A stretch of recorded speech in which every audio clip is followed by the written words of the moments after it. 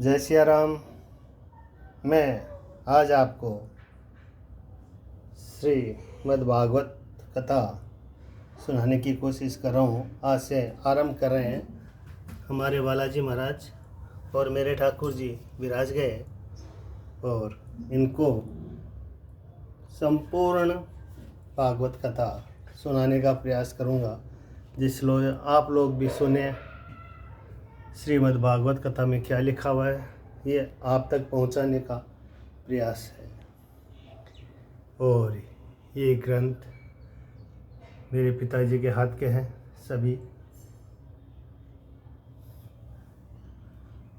तो उनमें ये श्रीमद् भागवत कथा भी है जो मैं आपको सुनाने की कोशिश कर रहा हूँ।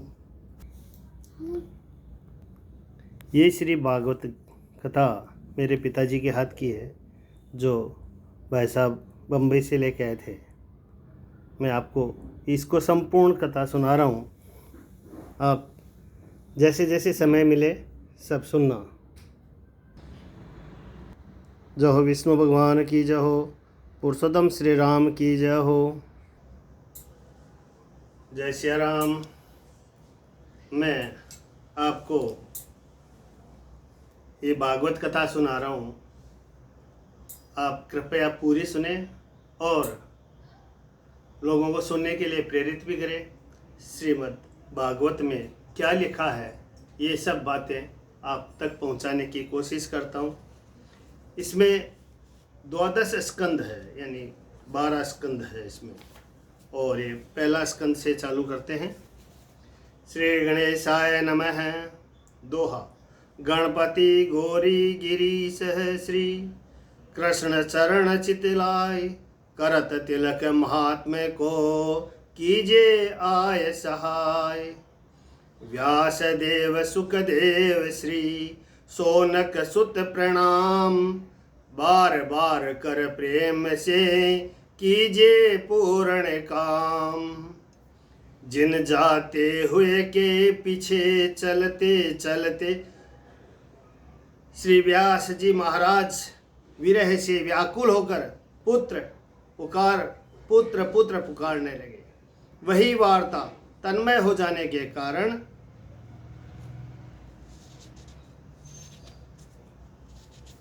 वृक्षों ने भी उनसे कही। उसी सर्व प्राणियों के हृदय मुनियों को मैं नमस्कार करता हूँ।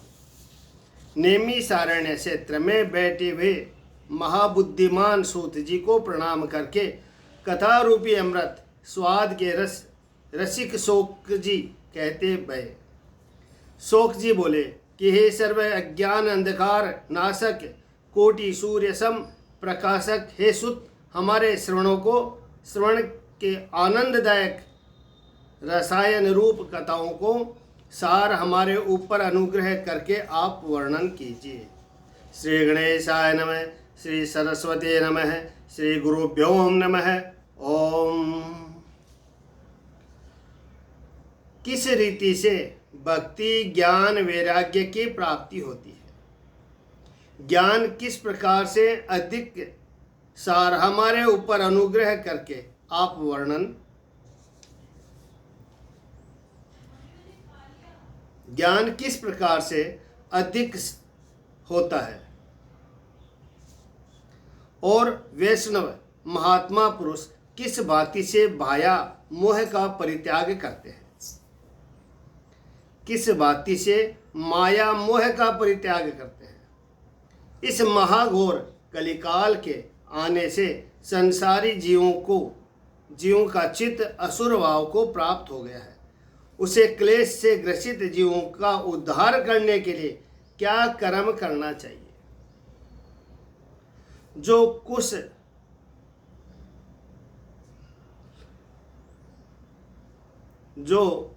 कुशलों का कुशल पावनों का पावन सब प्रकार भगवत की भक्ति को उत्पन्न करने वाला साधन हो, उसे आप हमसे वर्णन कीजिए।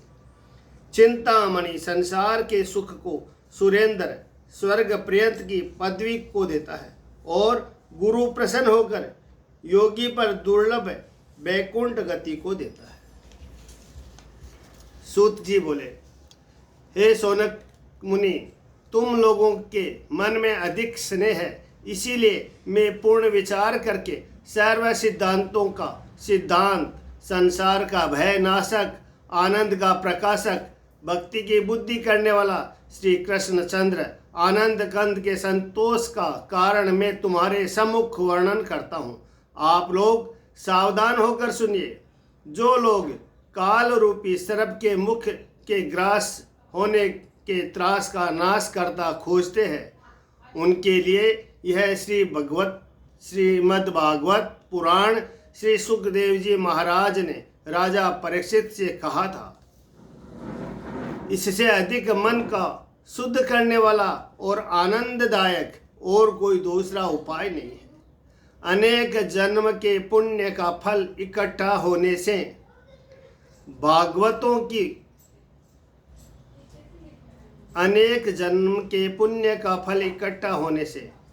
भागवतों की श्री भागवत की कथा प्राप्त होती है। जिस समय राजा परीक्षित से श्रृंग ऋषि के श्राप देने के पश्चात बड़े बड़े ऋषि मुनियों की सभा में श्री सुखदेव जी व्यास नंदन गंगा तीर पर आकर श्रीमद् भागवत की कथा कहने का प्रारंभ किया चाहते थे, उसी समय सब देवताओं ने अमृत का कलश वहां लाकर रखा और श्री सुखदेव जी महाराज को दंडवत प्रणाम करके अपने कार्य में निपुण सब देवता बोले कि हे महाराज, कथा रूप अमृत हमको दीजिए और इसके बदले में यह अमृत का घट लीजिए। देवता तो अपना प्रयोजन सिद्ध करने में प्रसिद्ध ही है। महाराज, राजा परीक्षित को तो आप अमृत पिलाइए और हम देवता लोगों को यह मनोरथ है कि उसके बदले में हम श्रीमद् भागवत रूपी सुधा का पान करें। कहाँ तो तुच्छ अमृत और कहाँ संसार तारक सकल कलिमल विदारक श्रीमद् भागवत की कथा, कहाँ नीच काच और कहाँ अमूल्य चिंतामणि। यह बात देवताओं के मुख से सुन सुखदेव जी अपने मन में बहुत हंसे और धन्य है आपकी चतुराई को।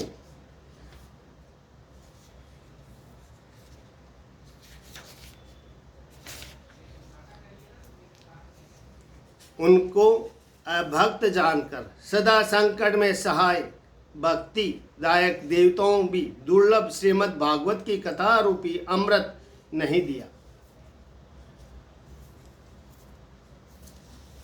पहले इस प्रकार राजा की मुक्ति देखकर ब्रह्मा अपने मन में अत्यंत विस्मित हुए। फिर सत्यलोक में तुला को बांध और सब साधनों के संग इसको तोला। तब श्रीमद् भागवत के गौरव के आगे सब साधन हल्के दिख पड़े। तब तो सब ऋषिवर मुनीश्वर अपने मन में बड़े चकित हुए और भूमंडल में श्रीमद् भागवत को भगवत का स्वरूप समझाकर कहा कि यह मोक्षदायक शास्त्र पढ़ने सुनने से तत्काल सुरपुर का वास देता है। यह महापुराण सप्ताह में श्रवण करने वालों का सर्वदा मोक्षदायक है। यह सनकादिकों ने कृपा करके नारद जी से प्रथम ही कहा था।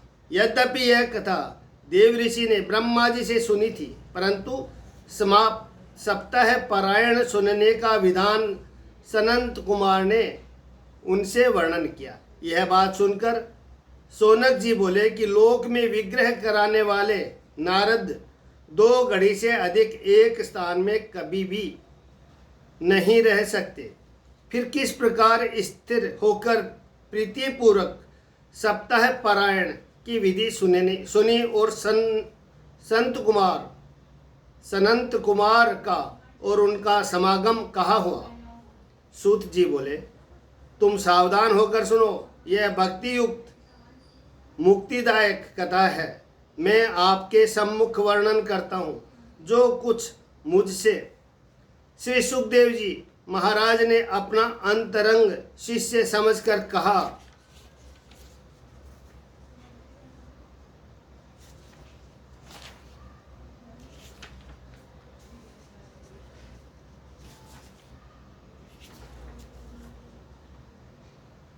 एक समय बद्रिकाश्रम सनक सनंदन सनातन सनंत कुमार शुद्ध चारों ऋषि सत्संग के लिए यहाँ ले आए। वहाँ उन्होंने नारद जी को देखा।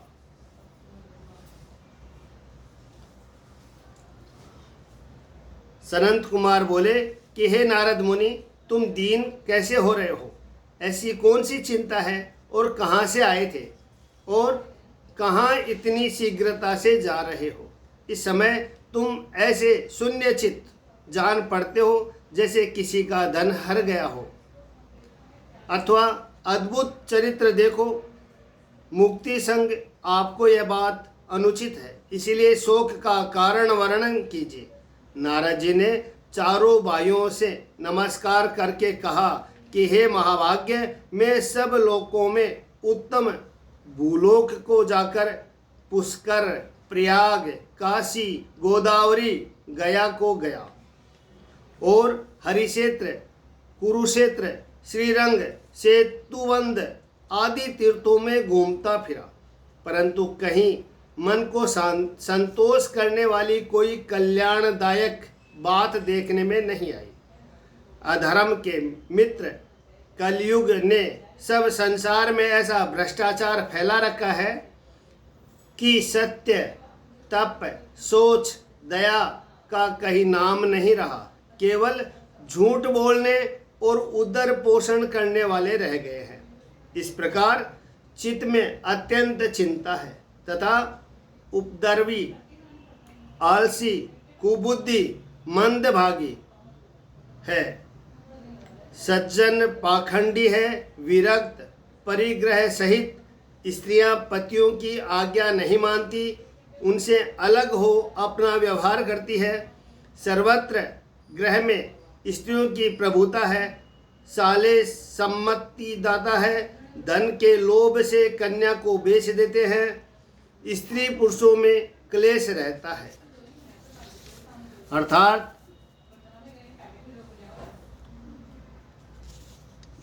आश्रम अर्थात मठ, मंदिर, ठाकुर द्वारे, तीर्थ और नदियों में यवन लोगों का अधिकार हो रहा है। देवताओं के बहुत से स्थान दुष्टों ने नष्ट कर डाले। योगी, सिद्धि, ज्ञानी कोई सुक्ति या वाला पुरुष नहीं रहा। कली रूप घोर दवाग्नि में सब साधन जलकर भस्म हो गए।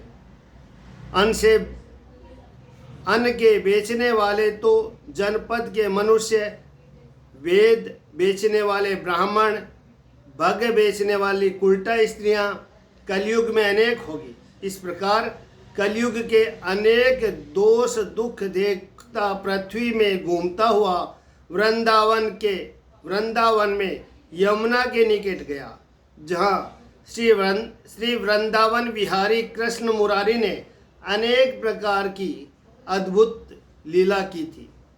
हे मुनियों, वहाँ एक अलौकिक यानी आश्चर्य देखने में आया, वह मैं आपके सम्मुख वर्णन करता हूँ। वहाँ एक युवती स्त्री अत्यंत दुखी मन मारे बैठी सोच कर रही थी और उसके समीप दो वृद्ध मनुष्य अचेत पड़े लंबे लंबे श्वास ले रहे थे। वह स्त्री उनके शुश्रूषा करती थी और बारंबार समझाती थी और उनके आगे रो रो कर कहती थी और अपने देह की सहायता करने वालों को दसों दिशा आंखें पसार पसार कर देखती थी और सहस्त्रों स्त्री उसको पंख से हवा करती थी, बारंबार धैर्य दे देकर समझा रही थी। उसकी दशा देखते ही आश्चर्य से मैं उस शोकाकुल बाला के निकट गया। वह मुझको देखते ही अचानक उठ बैठी और व्याकुल होकर बोली कि हे कृपा सिंधु, कुछ काल मेरे समीप ठहर कर मेरे समीप ठहरकर मेरा कष्ट निवारण कीजिए। आपका दर्शन संसार के जीवों का निसंदेह सब पाप दूर करने वाला है।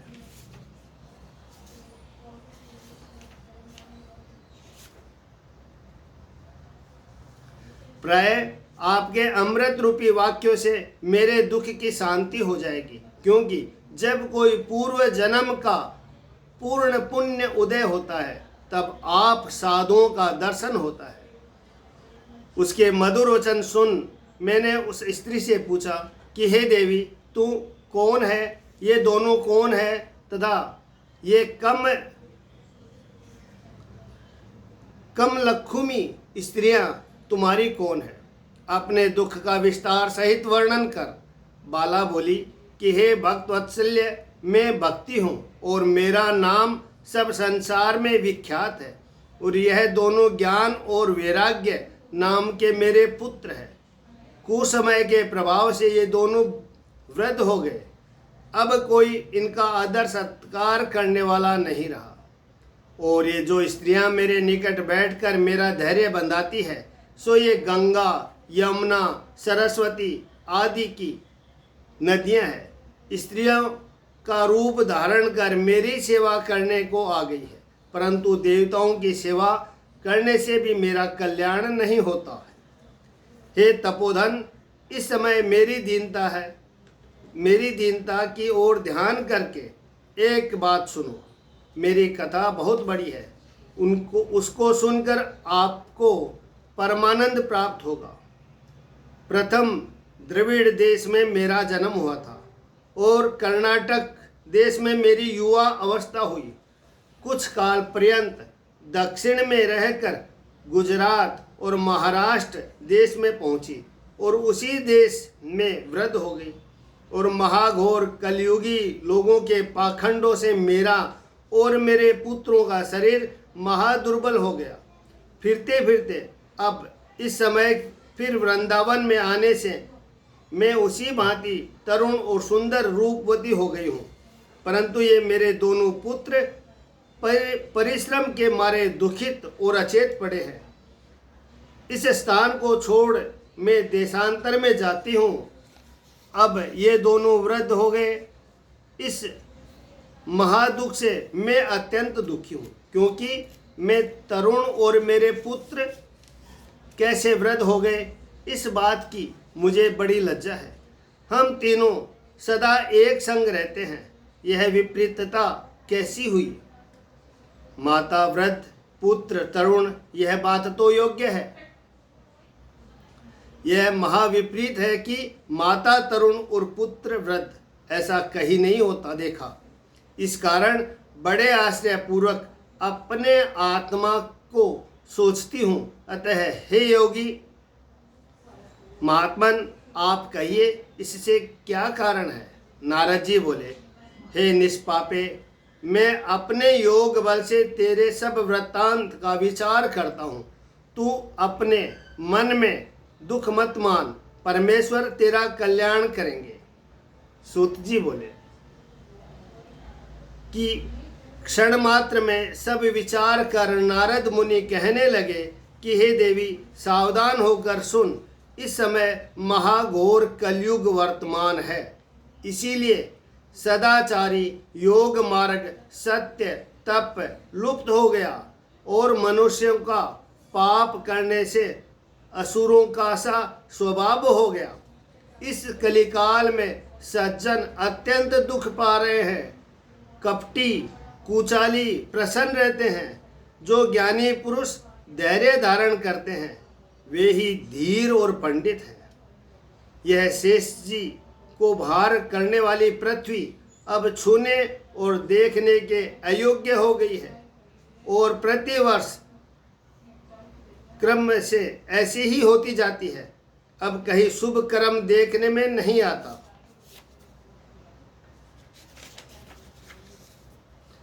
तब यह दीन बन राजा की शरण में आ गई। तब राजा ने अपने मन में विचार किया कि मेरी शरण आया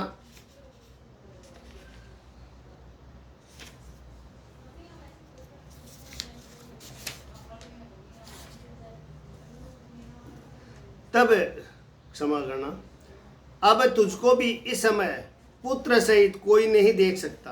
पुत्र द्वारा धनादि के अनुराग में अंधे हो रहे हैं, इसीलिए तेरा आदर सम्मान कोई नहीं करता। इसी कारण तेरा शरीर दुर्बल हो गया है। वृंदावन में आने से अब फिर तू नवीन तरुण हो गई। इससे यह वृंदावन धन्य है, जहाँ मुक्तिदायक यानी भक्ति विराजमान है। वृंदावन में यह ज्ञान वैराग्य ग्राहकों के न होने से अपने वृद्ध अवस्था में नहीं छोड़ेंगे। संप्रति किंचित सुख पूर्वक ये दोनों सो रहे हैं। इस स्थान में ज्ञान वैराग्य की ओर तेरी भी काम क्रोधांग ने दुख भाव को छोड़ सुखपूर्वक स्थिति होगी, क्योंकि और स्थान से यह वृंदावन परमोत्तम माना जाता है।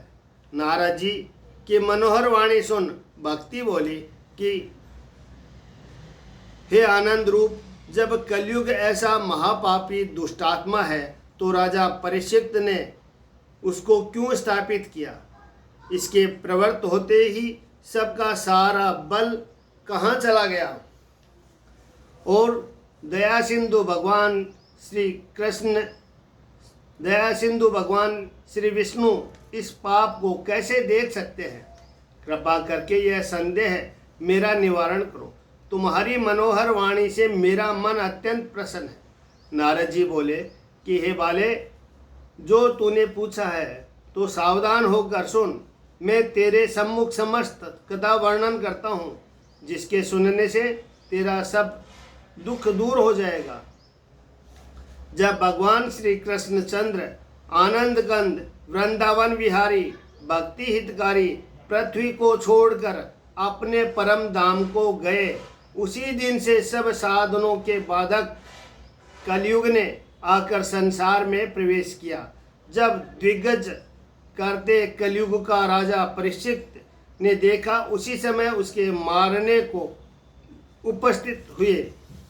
तब यह दीन बन राजा की शरण में आ गया। तब राजा ने अपने मन में विचार किया कि मेरी शरण में आया है, इस कारण सारी भोजी भ्रमर के नहीं इसका मारना उचित नहीं है। दूसरा इसमें एक गुण उत्तम देखा, इसीलिए इसको नहीं मारा। और योगों में जो फल तपस्या, योग, समाधि, यज्ञ और दान करने से भी नहीं होता, वह फल कलयुग में केवल भले प्रकार चित्त शांत कर नारायण का नाम लेने से मिलता है। श्रीमन नारायण नारायण नारायण, जिसमें केवल एक ही सारा भक्ति ही साधक है और ज्ञान वैराग्य जिसमें निरस है। ऐसे कलयुग को देख कलयुग वासी मनुष्यों के सुख के लिए भक्ति करने से ही तर जाएगा। ऐसा शुभ गुण विचार राजा ने उसका स्थापना किया, परंतु कलयुग वासियों से साधारण काम भी नहीं हो सकता। इसीलिए कलयुग ने सबका धर्म कर्म भ्रष्ट कर दिया। कुकर्माचरण करने से सबका स्त्रीनाश निकल गया और बीजहीन तुलसी की नई पृथ्वी से सब पदार्थ निसहार हो गए। ब्राह्मणों ने थोड़े धन के लाभ से भगवत संबंधी कथा घर घर में जैसे तैसे मनुष्यों के सम्मुख कहनी आरंभ कर दी। इसीलिए कथा का फल जाता रहा। बड़े बड़े भयंकर अत्याचारी, कुकर्मी, पापी, पाखंडी मनुष्य कपट वेश धारण कर तीर्थों में वास करने लगे। इसीलिए तीर्थों का सार जाता रहा। जिनके चित्त काम, क्रोध, लोभ, मोह से अत्यंत व्याकुल हो रहे हैं, वे लोग झूठा तप करने लगे। इसीलिए तपस्या का सार जाता रहा। मन को नहीं जीतने से, लोभ, दंभ, पाखंड का आश्रय करने से और शास्त्र पुराणों के अनभ्यास से ध्यान योग का फल जाता रहा। पंडित महिष की नाई स्त्रियों के संग रमण कर पुत्र उत्पन्न करने से तो चतुर और विलक्षण है, परंतु मुक्ति साधनों में मूर्ख है। संप्रदाय शुद्ध वैष्णव कहीं नहीं है, बात बात में ठग विद्या है। इसीलिए स्थान स्थान में सब पदार्थों का तत्व जाता रहा। फिर यह तो कलयुग का धर्म ही ठहरा, इसमें किसी का क्या दोष है। इस कारण पुंडरीकाक्ष निकट स्थिर हुए भी सहन करते हैं। श्री सूत जी बोले कि हे सोनका ऋषि, इस प्रकार नारद जी के वचन सुन अत्यंत विस्मय हो प्राप्त हुए। भक्ति फिर बोली, हे देव ऋषि, तुम धन्य हो, मेरे भाग्य से ही इस स्थान पर आ गए हो। साधुओं का दर्शन लोभ के सब सिद्धियों को देने वाला है। जगत में जिन तुम्हारे केवल अनुपम वचन रचना को सुन लोक में कथा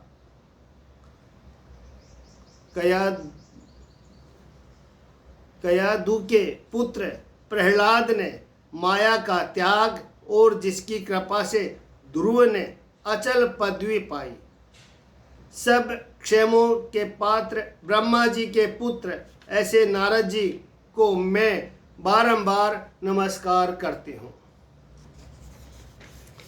इति श्रीमद् पुराण उत्तरखंडे श्रीमद् भागवत महात्मन भाषा टीका शालिग्राम वैश्य कृतात् भक्ति नारद समागमो नाम प्रथमोऽध्याय। श्री राम जय जय राम।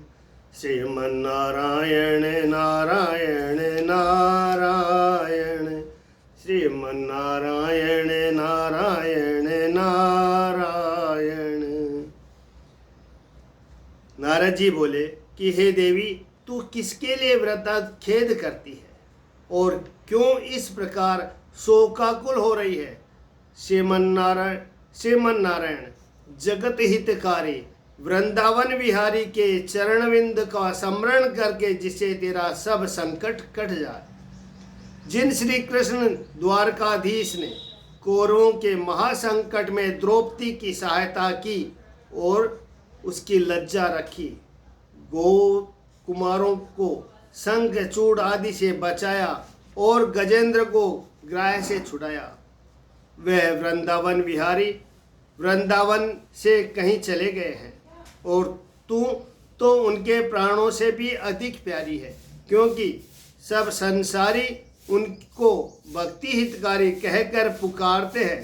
तेरे बुलाए भगवान तो नीचों के घर में भी जाते हैं। तेरे बुलाए भगवान तो नीचों के घरों में भी आते हैं। सतयुग द्वापर त्रेता में ज्ञान वैराग्य मुक्ति के साधक थे, कलयुग में केवल भक्ति ही प्रदान है। वही ब्रह्म सायुज्य को देने वाली है। इस बात का निश्चय कर उस परमात्मा पूर्ण ब्रह्म चिदानंद जनार्दन ने सुंदरी कृष्णवल्ला अपना निज स्वरूप तुझको उत्पन्न किया। जब तूने भगवान वासुदेव के सम्मुख हाथ जोड़कर वही विनय की थी, हे वैकुंठनाथ, मेरे लिए क्या आज्ञा है, तब कृष्णचंद्र वनवारी भक्ति हितकारी ने कहा, तू मेरे भोले भाले भक्तों को पुष्ट कर। जब तूने उनका वचन अंगीकार किया, तब भगवान वासुदेव अत्यंत प्रसन्न हुए और तेरी सेवा करने के लिए मुक्ति नाम दासी और ज्ञान वैराग्य नाम 2 दास तुझको दिए। अपने निज रूप से तो तू बैकुंठ धाम में भक्तों का पालन पोषण करती है और पृथ्वी पर भक्तों के विशेष आनंद के लिए तूने छाया रूप धारण कर रखा है। फिर मुक्ति और ज्ञान वैराग्य को अपने साथ लेकर तू मृत्युलोक में आई और सतयुग से लेकर द्वापर के अंत तक ऋषिश्वर मुनीश्वर तेरा बड़ा आदर सत्कार करते रहे और बहुत आनंद से भूमंडल में तू रही। अब कलयुग में पाखंडियों के पाखंड फैलाने से अत्यंत पीड़ित हो मुक्ति क्षीण हो गई। फिर तेरी आज्ञा सिर पर धारण कर शीघ्र ही वैकुंठ लोक को चली गई और फिर तेरे स्मरण मात्र से ही इस स्थान में आकर उपस्थित हो जाती तथा चली जाती है और यह मुक्ति क्षण मात्र को भी तेरे वचनों का उल्लंघन नहीं करती। तूने ज्ञान वैराग्य को अपना पुत्र समझकर अपने पास रखा है और कलयुग में दुराचार्यों के त्याग करने से यह तेरे दोनों पुत्र अत्यंत वृद्ध हो गए हैं। ज्ञान और वैराग्य को दुराचार्यों ने त्याग दिया। कलयुग में दुराचार्यों के त्याग करने से यह तेरे दोनों पुत्र अत्यंत वृद्ध हो गए। परंतु तो भी कुछ चिंता और सोच मत कर, इसके लिए मैं कुछ उत्तम उपाय सोचता हूं। हे भक्ति, कलियुग के समान कोई उत्तम युग नहीं है। इसमें तुझे मैं घर घर हर मनुष्य के हृदय में स्थापित करूंगा और सब धर्मों का निरादर कर और महोत्सव को आगे घर जो मैं संसार में तेरा प्रचार न करूं तो परमेश्वर का दास मुझको मत कहना। और जो कलयुग में तेरे प्रेमी जीव होंगे, यदि वे पापी दुराचारी होंगे तो भी निर्भयता से देव मंदिर ठाकुर द्वारों में नित्य प्रति जाया करेंगे और जिनके हृदय में तेरा वास होगा वे शुद्ध देहधारी स्वप्न में भी कभी यमराज का दर्शन नहीं करेंगे।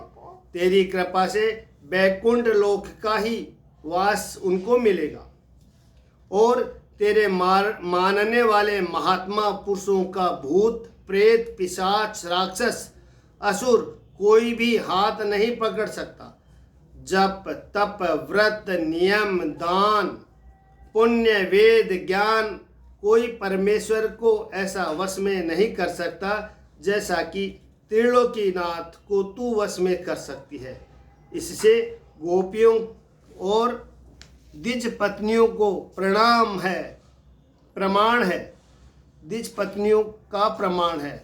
भक्ति करने से सहज ही मुक्ति हो गई और युगों में सहस्त्रों जन्मों के अनुष्ठान करने से मनुष्यों की भक्ति में प्रीति उत्पन्न होती है।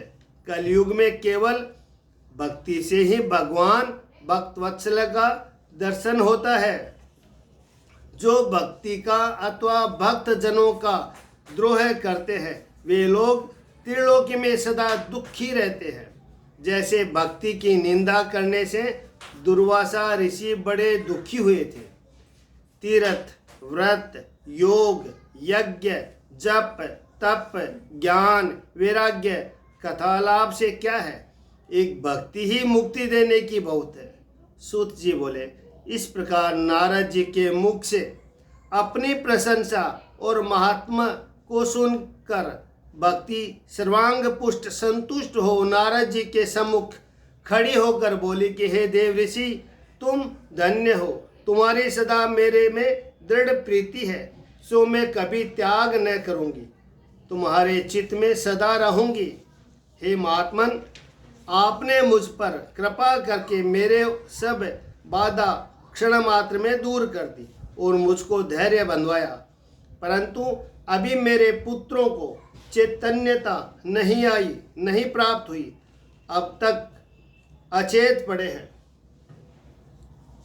कृपा करके अब उनको भी जगाओ, मेरा हृदय ठंडा हो। सूत जी बोले कि हे ऋषियों, दयालु नारद जी भक्ति के मधुर वचन सुनकर सहज में हाथ से सहरा कर ज्ञान और वैराग्य को जगाने लगे।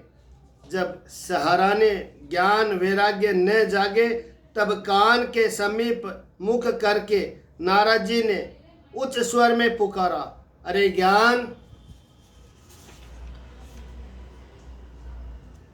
शीघ्र जागे और वैराग्य शीघ्र उठ। तब जगाने से उन दोनों ने अपने नेत्र खोले। तब नारद जी वेद वेदांत के शब्द और बारंबार भगवत गीता के पाठ उनको सुनाए। तब वे बलपूर्वक बड़ी कठिनाई से उठे। आंखें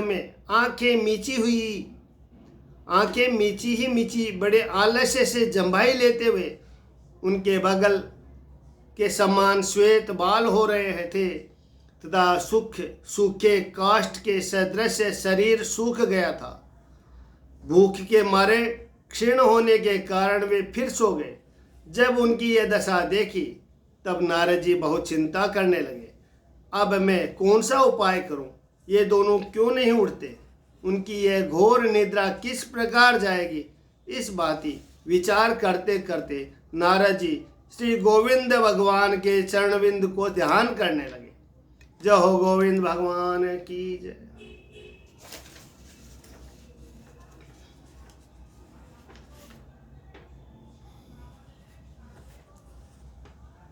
उसी समय आकाशवाणी हुई कि हे तपोधन, खेद मत करो, तुम्हारे उद्यम सफल होगा, उसमें कुछ संशय नहीं है। हे देव ऋषि, इनके लिए सत्कर्म का आरंभ करो और संतों के भूषण महात्मा पुरुष सत्कर्म आपसे कहेंगे।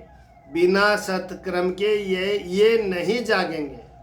सत्कर्म के करने मात्र से ही इन दोनों की निद्रा और वृद्धता जाती रहेगी और सब संसार में भक्ति फैल जाएगी। यह आकाशवाणी उन सब ने सुनी। नारद जी ने कहा, यह क्या बात है? मैं अब तक नहीं समझा, मुझको बड़ा आश्चर्य है। फिर नारद जी बोले कि इस आकाशवाणी का प्रयोजन मैं नहीं जाना, इसने भी गुप्त रूप से ही कहा है। वह कौन सा साधन है जिनसे इन दोनों का कार्य सिद्ध हो? वे संत लोग कहाँ होंगे और साधन किस प्रकार होगा जो आकाशवाणी ने कहा, उसको मैं किस प्रकार करूं? श्री सूत जी बोले कि नारद जी, इसी सोच विचार में भक्ति ज्ञान वैराग्य को उसी स्थान पर छोड़कर आप वहां से साधुओं की खोज में प्रत्येक तीर्थ में जाकर ऋषि मुनियों से पूछा। सबने उनका वृत्तांत सुना, परंतु किसी ने निश्चय करके उत्तर नहीं दिया। कोई बोला असाध्य है, किसी ने कहा तुम्हारा प्रश्न हमारी समझ में नहीं आता। कोई सुनकर चुप हो रहा है, कोई सुनते ही चल दिया। इस प्रकार त्रिलोकी में महाविस्मित दायक बड़ा हाहाकार मचा, परंतु किसी ने कोई अत्यंत यत्न न बताया। वेद वेदांत बारंबार गीता के पाठ सुनने से भी भक्ति ज्ञान वैराग्य ये तीनों न जागे।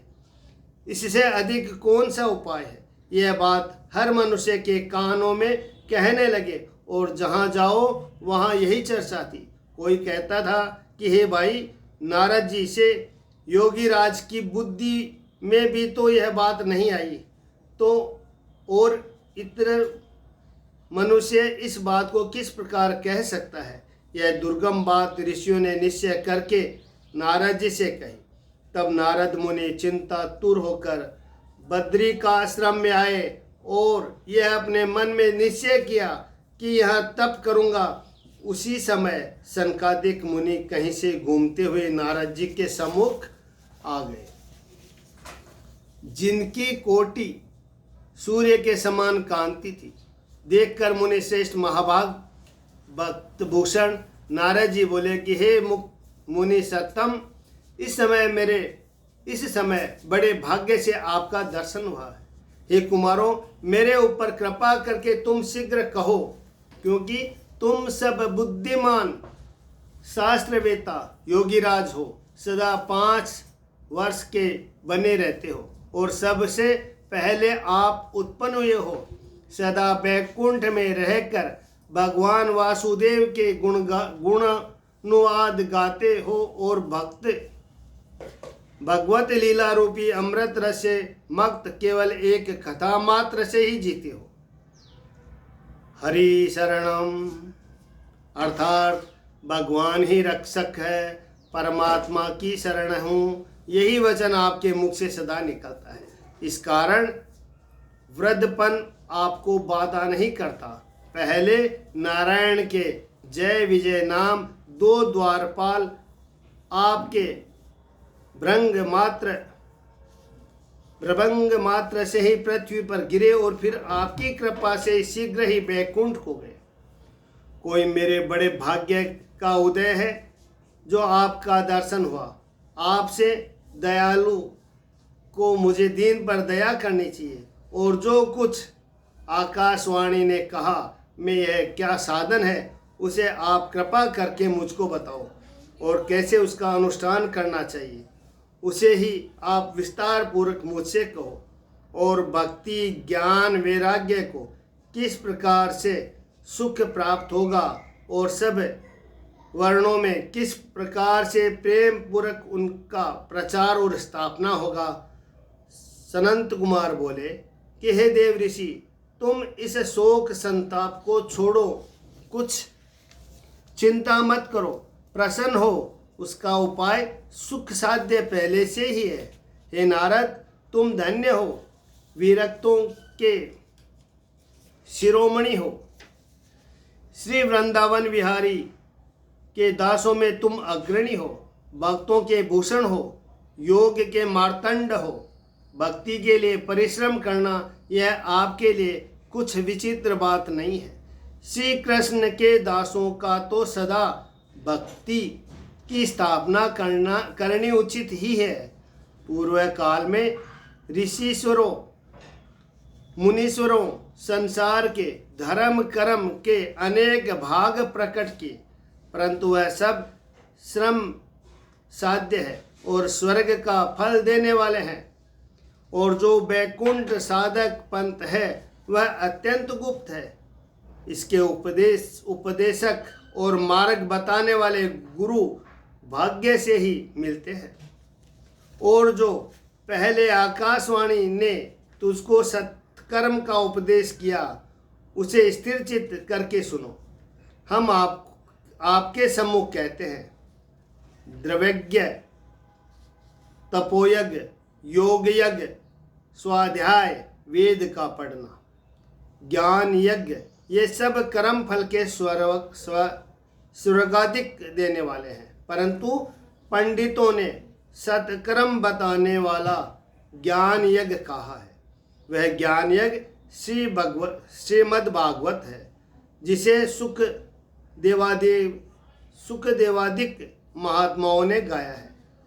उसके सुनने से भक्ति ज्ञान वैराग्य का बल बढ़ेगा और दोनों का कष्ट क्षण मात्र में दूर हो जाएगा और भक्ति को भी अधिक सुख मिलेगा। श्रीमद् भागवत के उच्चारण मात्र से कलिकाल के सब दोष इस प्रकार नाश हो जाएंगे जैसे सिंह के शब्द से भेड़िए श्रृंगाल वन छोड़कर भाग जाते हैं। तब ज्ञान वैराग्य की हितकारिणी प्रेम रस वर्षाने वाली भक्ति घर घर मनुष्यों के हृदय में क्रीड़ा करेगी। नारद जी बोले, जबकि वेद और वेदांत के शब्द से और भगवत गीता के पाठ से भक्ति ज्ञान वैराग्य का त्रिक नहीं जागा, तब श्रीमद् भागवत के आलाप से कैसे चैतन्यता को प्राप्त होंगे। उस कथा में भी तो श्लोक श्लोक में पद पद में वेदार्थ ही है। हे अमोघ दर्शन, आप लोग यह मेरा संदेह है दूर कीजिए। हे शरणागत वत्सलो, इसमें विलंब मत करो। सनंत कुमार बोले कि वेदोपनिषद के सार से श्रीमद् भागवत की कथा हुई है, इसीलिए प्रत्यभूत हुई और उत्तम फलों को बढ़ाने वाली है। जैसे मूल से लेकर अग्र भाग तक रस वाली वस्तु में यह रस उतना स्वादिष्ट नहीं होता जितना कि वही रस पृथक फल में होकर विष मनोहर रूप में हो जाता है। जैसे दूध में स्थित घृत ऐसा स्वादिष्ट नहीं होता जैसा कि पृथक होकर वह स्वादिष्ट और देवताओं का रसवर्धक होता है। जैसे खांड गन्ने में सर्वत्र व्यापक रहती है परंतु वह पृथक होकर और ही स्वादु हो जाती है और अधिक मीठी लगती है। इसी प्रकार श्रीमद् भागवत की कथा है। यह सर्व वेद सम्मत श्रीमद् भागवत पुराण ज्ञान वैराग्य के स्थापन करने के लिए ही संसार में प्रकाशित किया गया है।